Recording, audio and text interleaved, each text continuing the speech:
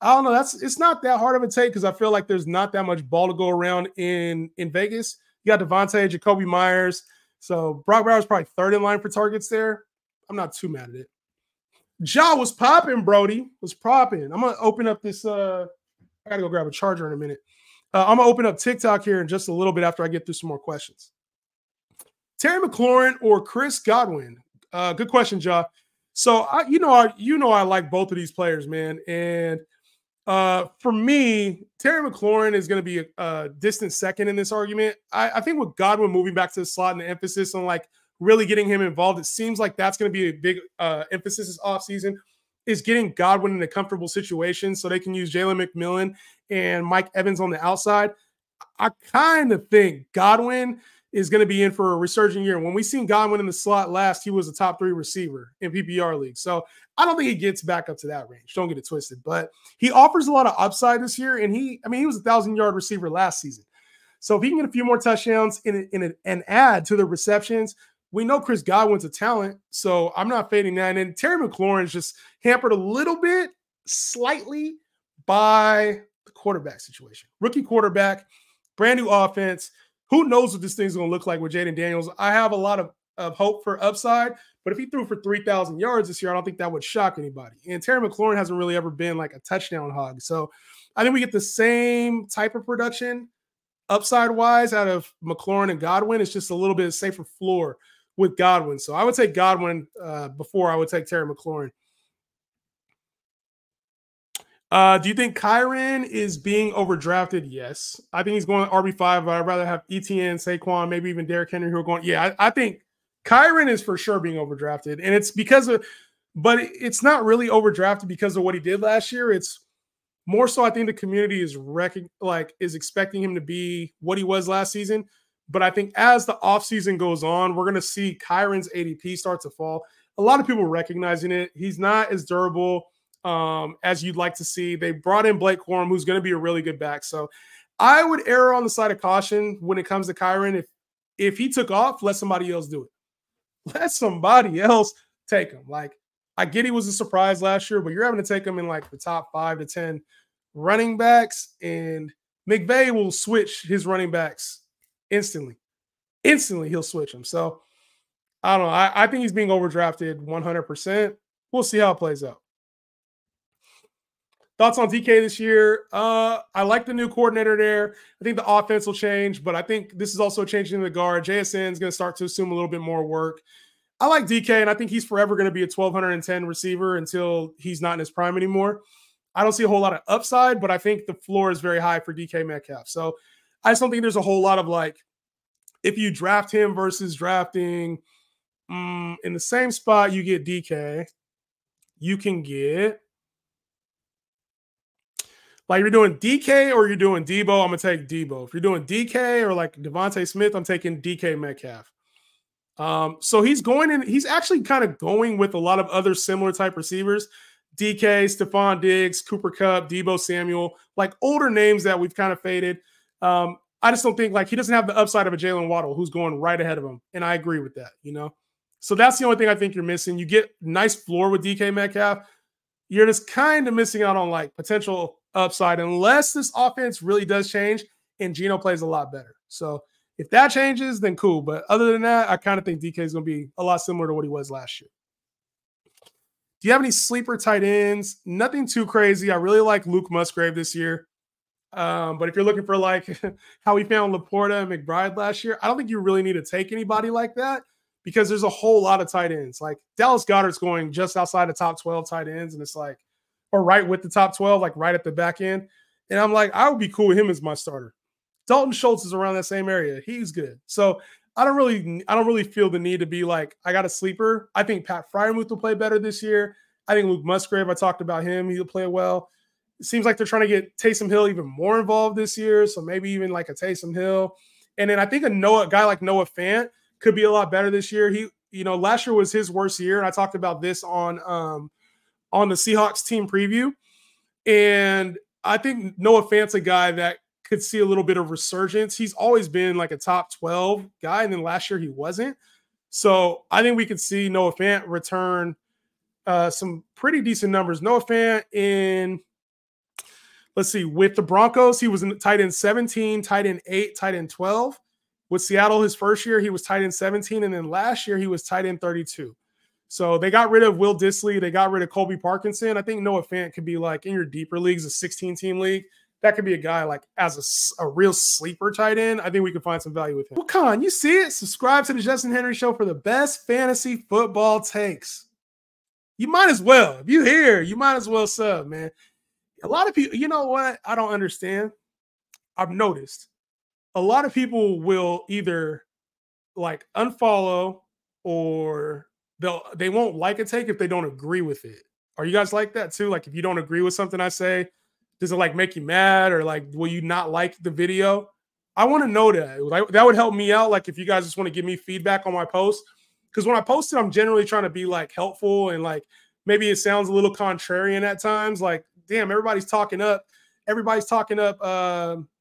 Kyron right now, but Justin's fading him. Like, and it kind of sounds backwards sometimes.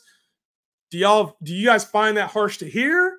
Or are you guys like, all right, cool. That's good information to have for my draft. I always wonder that because I see a lot of like when I post something that's a little bit more agreeable, like, oh, I think Jaden Daniels has MVP appeal, or like, I'll be like, you know, Dak is going to do well this year. People like that video a lot more. When I say something like, I think Will Levis could struggle, or I think, you know, this player is going to be a bust, I get a lot of hate for it, especially if it's a player that's popular. Let me know what y'all think. But either way, y'all make sure to fucking sub. We here.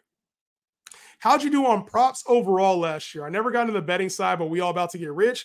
I wouldn't call it rich. I have my share of misses, and there's weekends where it's bad, like where, you know, I'll miss, you know, 60% of my bets. But I'd say on props last year, we were probably somewhere around like 60 to 65% on props. And early in the year, I was hot. Early in the year. I was probably hitting like 70, 75% on props early in the year. So I never say you're going to get rich because I would be, you know, buku rich myself if it was that easy. But I think when it comes to betting, I provide really good information. We can hit a lot of bets. It's putting it all together, right? It's how much do you bet?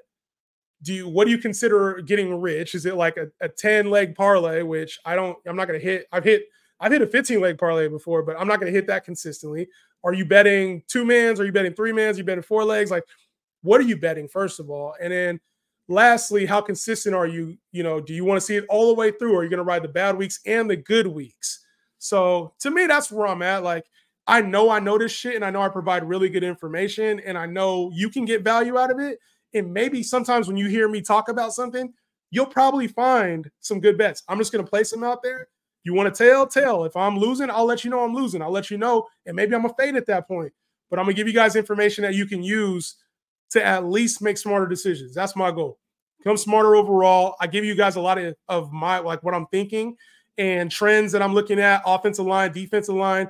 Just overall, I take a lot of pride in what I do. So I would say I'm pretty damn good at this, and I spend a lot of time on it. So yeah, I don't know about getting rich, but I would say people on this network do pretty well when it comes to betting. I would like to think that at least. Y'all can tell me otherwise. If I suck, let me know. What do you think about T. Higgins? I actually we right on it, bruh. I just dropped a video on this. Or I just edited a video to this. Let's say that. I think T. Higgins might be a steal this year. He might be a steal. He's going outside the top 30 receivers. He was the wide receiver like 18. Oh, that doesn't sound right. He was the wide receiver. That didn't sound right. That did not sound right.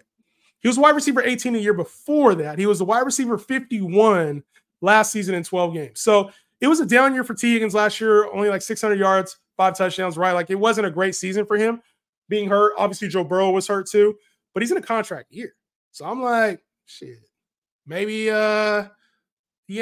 maybe we talking, right? Like sometimes players in contract years find ways to play through injuries so that they can have the numbers to support it.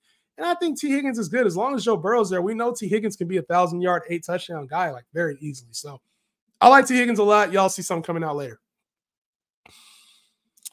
Ben Sinnott is this year's Sam Laporta. I know Ertz is there, but he's not durable. I don't see it. And I would love to say that I see it. I don't see it. And I think it might take a year the same way. Cliff Kingsbury, I see his stuff coming in. We're going to do a mock. We'll do a mock. We'll do a 10-team mock. 10-team mock.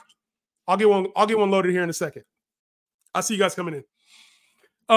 But Ben Sinnott, I'm gonna be saying Sinnott all damn season. So don't, if I mess it up, don't hate me too much. All right. But the reason I don't see this, Cliff Kingsbury drafted Trey McBride in the second round for the Cardinals. Same thing, right? Very similar type thing. Who was his starter? Zach Ertz. Zach Ertz played in the system, played well. Yes, I know he's not durable, but like if Zach Ertz can play at least a little bit, he's going to command targets. He's going to command some of that. So I get the hype. Like we saw Sam Laporta, and that's what everybody's going to do this year. Who is this year's Sam Laporta? Who is this year's Sam Laporta? We do this every year. We try to look for, like, everybody say, who's this year's Puka Nacua? Who's this year's Kyron Williams? Like, it's just going to be natural to find the players that did us right last year. We're going to be looking for those this year. I just don't see it with Ben Sinnott this year.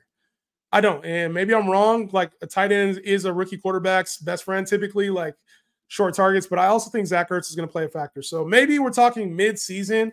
Ben Sinnott, he has a role, but like until he gets hurt, like Zach Ertz is going to be – he's a veteran guy who he doesn't think he's done with football yet, you know? So cool. I'm in a 12-man draft after the first 15 picks. I'm so torn between my next steps. Those 10 to 15 players all seem so similar, and it's hard for me to land on where the value is. So I get it. Like there's a lot of players. This is where you have to define your risk factor. Are you risky or are you safe? And you have to determine that. Just know the draft isn't the end all, man. The draft, you can take DJ Moore over Mike Evans, and it'll work out for you. You can take somebody and they get hurt. Like, don't overthink it. Don't overthink it. Take the player. If you're so torn between two players, take the player you like. Take the player you like would be my advice. All right? Take the player you like.